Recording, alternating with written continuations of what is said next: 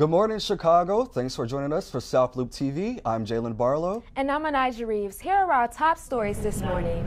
Biggest Mouth is back and students are performing, competing for prizes and a chance to open for the headliner at Manifest. It's Student Employment Appreciation Week, and Columbia is pouring back into those students. Streaming services like Netflix has raised their prices, that's drawing some concern for current subscribers.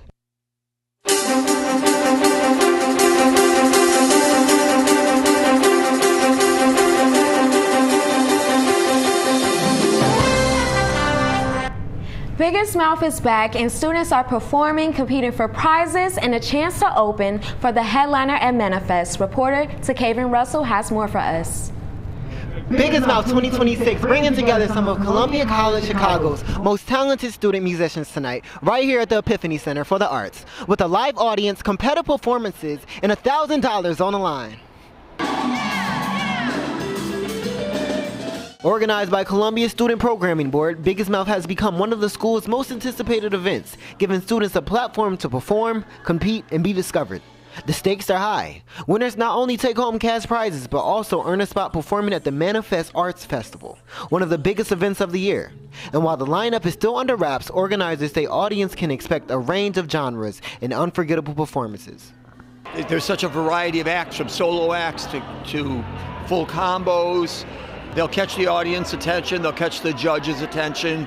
We probably feed off the audience a little bit, you know, it's hard not to. With so much talent on display, judges say they're looking for originality and quality musicianship. Performing at an event like this means the world to me. I'm just able to prove my little girl self that I can do it, and this is the field that I'm meant to be in. It feels good, it feels good that God has granted me this opportunity, and I just feel, I feel at home. I feel like this is just what I'm supposed to be doing. Behind the scenes, organizers say this year-long planning process led up to tonight's event. This is our biggest event, end of the year. We get bands, we have Big Mouth and Bigger Mouth, and now finally Biggest Mouth. Doors open at 6:30 with the show kicking off at 7. The event is free and open to the public. Reporting from the Epiphany Center, I'm Takaven Russell with South Loop TV. Wow, that was a great package. So, Yes. Anijah, I have a question for you. What music do you listen to? To be honest, I've been listening to myself these days. I want to be on stage. You I want to want to be on perform. stage? You want to be like Beyonce, a triple threat? I am Beyonce. You I are? am the visuals. You gonna perform in the studio for us? Let me stick to anchoring. You're Okay. right. I would love to see that. With students hard at work getting ready for finals and those last few projects, the college is taking time to also highlight the hard-working student employees this week. Reporter Hunter Warner has more for us. This week on campus, it's Student Employee Appreciation Week, with all kinds of different events being held all around campus for student employees. Like today's event, that was held inside of the Student Engagement Office found on the 3rd floor. This event was all about films, snacks, and connections. All week long, events can be found on campus for students to connect with one another, but this week, the campus is celebrating the students that make those events possible with events exclusively for them. Celebrating the students that make Columbia stand out from other colleges. The event was coordinated by On-Campus Student Employment, in collaboration with the new Student Programming Office, with assistance from Engage leader Sophia Posada, and she shared with us why she feels student employment is so important for students. I think it's a great opportunity to meet more community, either being with more coworkers or meeting new students that you also get the chance to represent as a worker in school. And Sophia is far from the only student employee here on campus, but one of the most appealing factors for on-campus employment has to do with international students, and graduate student Sunny Yum was a prime example of that. A lot of us, especially international students, the only opportunity to work, to get a job is within school, so I think that's a very valuable opportunity. Also, as an MFA student, I never really get an opportunity to meet with other majors, especially undergraduate students. So this environment is mainly the place where I got to meet all the undergraduate students and people from majors all over, so that's been a really good networking opportunity for me. Sunny works in both the Career Center and as an RA, experiences that have clearly shaped his journey here at Columbia College Chicago. Events like this were held all week long for student employees. Today, students can visit the Student Center from 11:30 to 4 o'clock for chips and cookies here in the Student Center, in the Career Center on the 3rd floor. Reporting in the South Loop for South Loop TV, I'm Hunter Warner. Wow, what a wonderful way to keep students employed on campus. Yes, you know, this is great for American and also international students because this helps them get by in college, you know, getting a paycheck, you know, to buy groceries or just go to little outings with your friends. It truly does make the difference. I definitely agree, especially in this economy. Correct, yes. Well, I've been keeping my puffer coat in the closet these days as temperature rise. But Janaea Banks, could you tell me if I should keep it in the closet or not? This week, Chicago is definitely keeping us on our toes. Today, it warms up to the high 70s, so enjoy it while you can. By Saturday, it drops down right back to the low 60s with some wind. Come Sunday, it stays on the chillier side in the low 50s, but we'll see a little bit of sunshine. As we go into the week, from Monday to Wednesday, it gradually moves right back up to the mid 70s, high 60s with more consistent sun, giving us a much nicer feel to the springtime. I'm Janaea Banks, and this is your South Loop weather. Thank you so much, Janaea. I cannot wait until summer. Yes. Coming up, from higher prices to fewer screens, Netflix is making charges that could affect how you stream. And from law forms to the classroom, one Columbia College staff member is using his experience to inspire the next generation of creatives.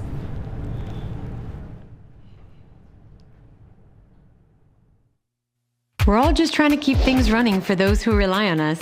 That's why we don't have time to be sick with the flu. We don't have time for delays. Ready! We don't have time for spills. Next. We don't have time for setbacks. Let's be real. Getting the flu shot helps you fight the flu. Get a flu shot for yourself and those around you too.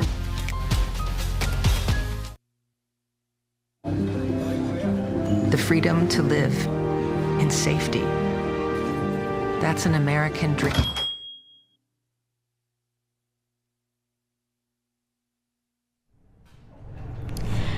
Streaming just got a little bit more expensive. Platforms like Netflix are raising prices and tightening account sharing rules. South Loops TV's Will Blakeney explains what's behind the changes and how viewers are responding.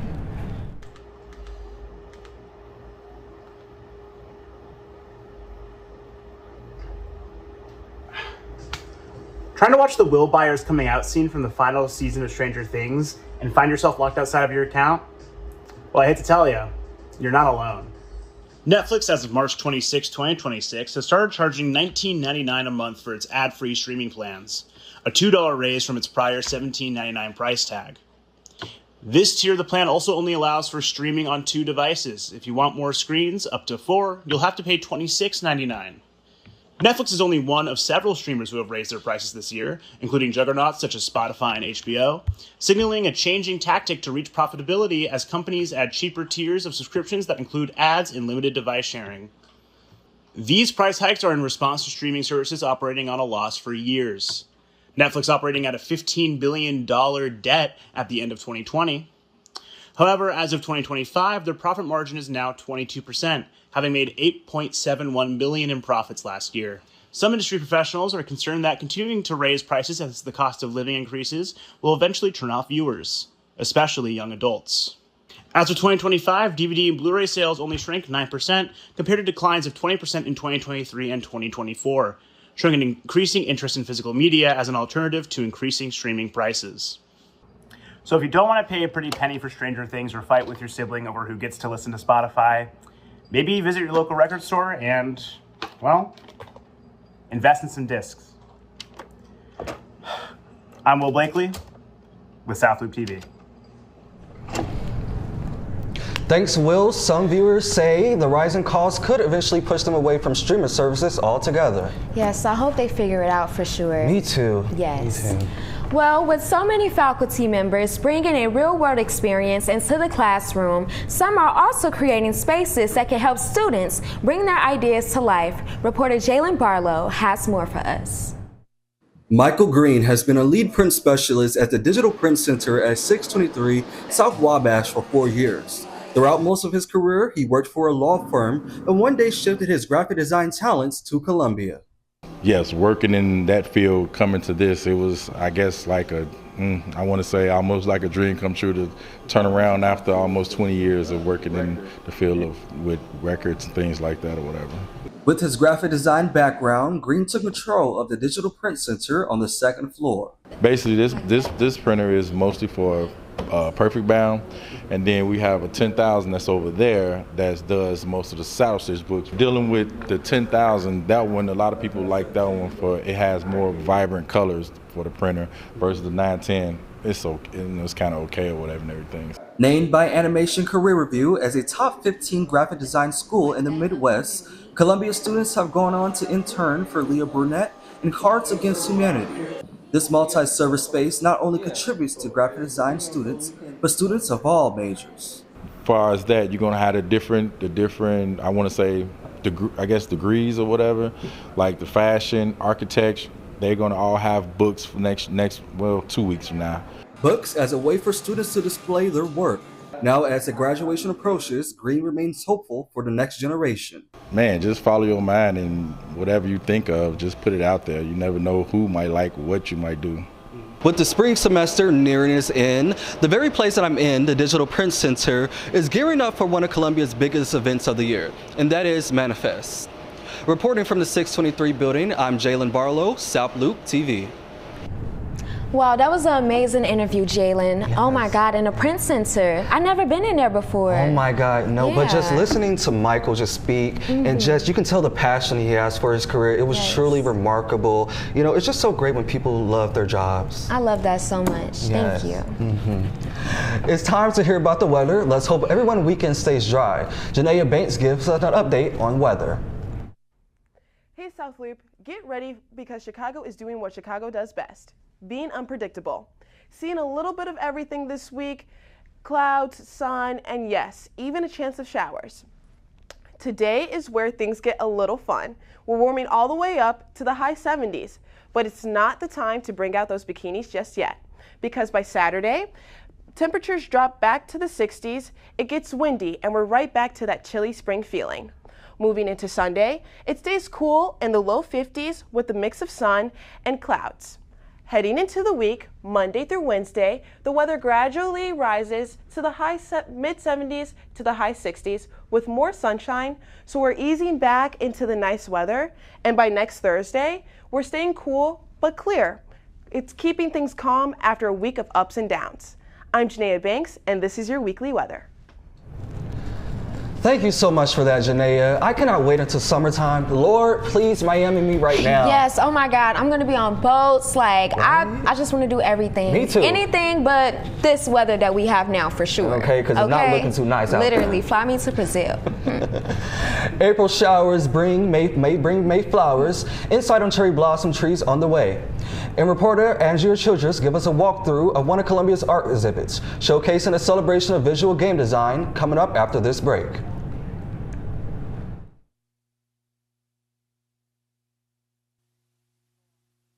People couldn't see my potential, so I had to show them. I've run this place for 20 years, but I still need to prove that I'm more than what you see on paper. Today, I'm the CEO of my own company. It's the way my mind works. I have a very mechanical brain. Why are we not rethinking this? I am more. I'm more than who I am on paper.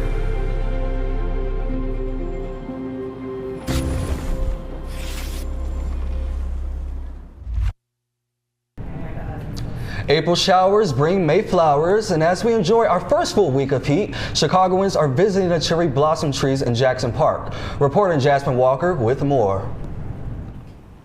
It is peak bloom season for the cherry blossoms in Jackson Park, and Chicagoans are out for their annual viewing season just in time for spring. In Japan, the cherry or sakura tree is a symbol of good fortune, new beginnings, and revival. The National Park Service reports thousands of cherry blossoms were offered to America as a gift of friendship from Japan and have been planted all throughout the U.S. Once the leaves start to fall off, the inside looks like a star. It's actually pretty. But other than that, they look sensitive too. Maybe because of the wind, if you touch them, you could start seeing the petals to fall. The cherry trees typically have a short bloom season with peak bloom in late April and early May. They're currently in stages 4 and 5 of bud development, meaning the buds are open and the flowers are visible. Si hubiéramos venido antes, a lo mejor hubiera estado más bonito porque ya ahorita vemos que hay muchos pétalos caídos de las flores, pero de todas maneras está hermoso. Me gustó mucho. For more information on the Hanami Cherry Blossom Viewing Festival, visit chicagoparkdistrict.com. I'm Jasmine Walker with South Loop TV.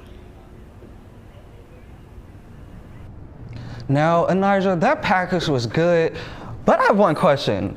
Do you think cherry blossom trees are another form of flowers in disguise? To be honest, Jayla, I'm still trying to figure out if it's a fruit tree. A fruit tree? Yes. Edible? Girl, I'm not about to play with you right now. Please don't start. Please don't start. We are now inside a Columbia art exhibit where students are showcasing innovative work in visual game design. Reporter Andrea Childress has a walkthrough live. Good morning, South Loop TV. We're here at the Hogan Gallery at the 623 building for the Love You Love Your Work, where students are showcasing everything from fashion to architecture to gaming as well as jewelry.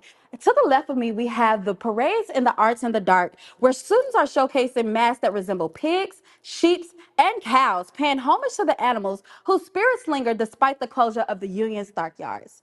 Throughout this entire gallery, you'll see where students are paying cultural homage to their home countries like Mexico, as well as students creating full fashion designs and full jewelry making, showcasing their skills that they have learned throughout their time here at Columbia. There are even TVs throughout this entire gallery that showcase animation and photography that students have worked on during their time here. Downstairs, one of the cool parts of this gallery is an interactive gaming. Let's see if I know what I'm doing when it comes to this game industry. Come on. Okay. I don't think I'm really good at this, but let's move on.